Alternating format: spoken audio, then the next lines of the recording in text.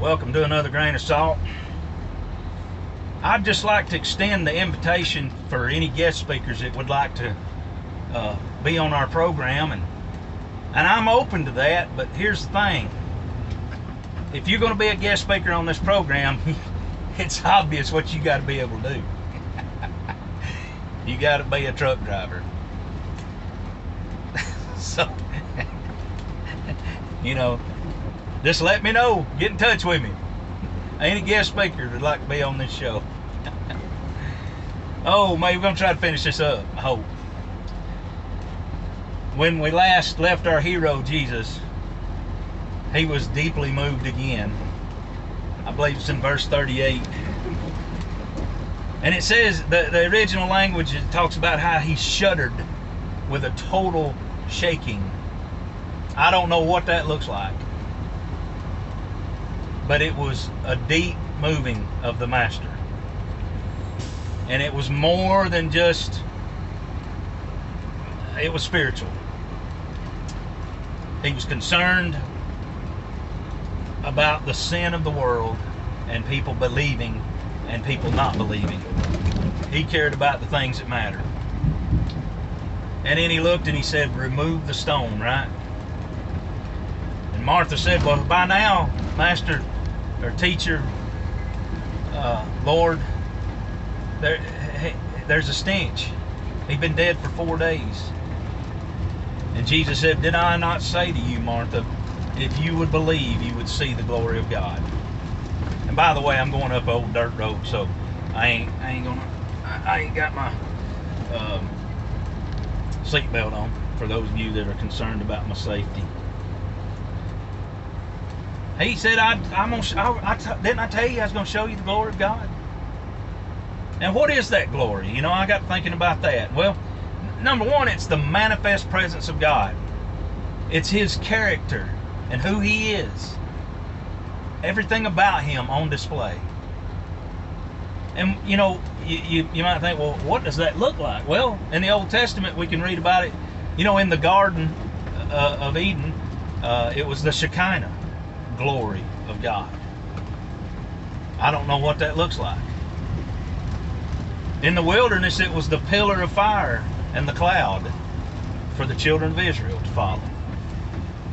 In the tabernacle and the temple, it was the smoke that would fill the room of the Holy of Holies. It was His presence. In the New Testament, in the body of Jesus, we have the glory of God showing up. John chapter 1, it said we beheld His glory as the only begotten Son of God. I may be saying that a little bit wrong, but then it goes on to say what that was.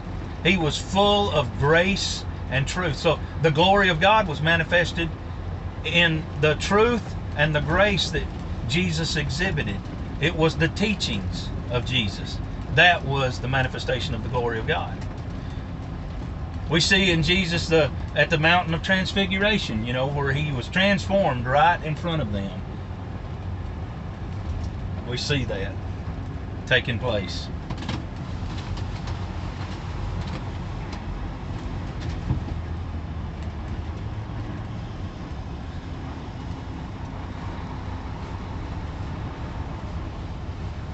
So, I have to let traffic get around me. I'm holding them up.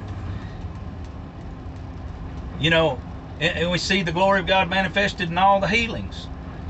And here in Lazarus' case, we see the glory of God manifesting, not in light, not in any fanfare of all, but it was in life. He showed up manifesting life. You remember Yeshua said, or it says about Him, in Him was life, and the life was the light of men. No lightning, no cloud, no thunder, no angels, no fanfare at all. It was just Lazarus come forth, and he did. And you might be praying, because I've done it too, and that's the only reason I can say this. But you might be praying and begging and pleading and fasting to see the glory of God. Well, number one, first and foremost, you need to check your motives on why you want to see the glory of God. Why? Why do you want to see it? You need to know that he don't share his glory with nobody. Nobody. Check your motives. Is it for you to build up your name? Because if that's the case, you're breaking commandment number 3. You shall not use his name for your gain in any way. That's what it means to use his name in vain. It was for your vanity, your building up. Look at me, put my name in lights, come see me. I do these miracles, I do these signs. Me. He don't share his glory with nobody. And be careful when you go to those things, because there's charlatans there that have to produce those things. Just saying. Because he shares his glory with nobody. People get healed, yes. People have miracles happen in their lives, yes. But I guarantee you, it's never when there's a man around that wants some of that glory for himself.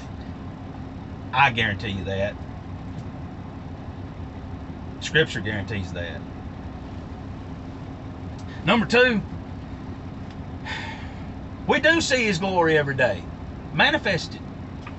How so? Well, through his providential plan and purpose being worked out day by day in and around you all the time, every second of every minute of every hour of every day. But you think it ought to have all these other things accompanying it, and that's why you disdain the glory of God working in your life. He puts you where he wants you. It don't matter if it's in prison. It don't matter if it's sickness. It don't matter if it's death. He puts you where he wants you for his glory. People don't like to hear that. That's simply the truth. He said, Father, I thank you that you have heard me, and I know that you always hear me. Right?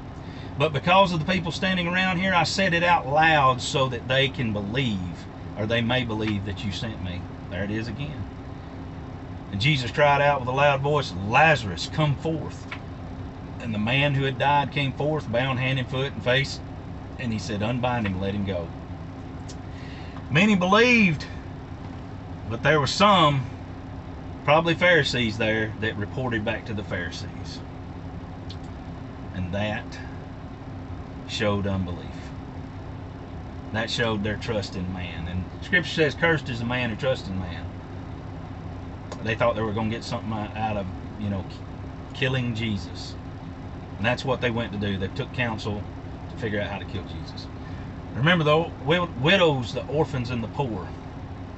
And I was sort of joking a while ago about them being sponsors.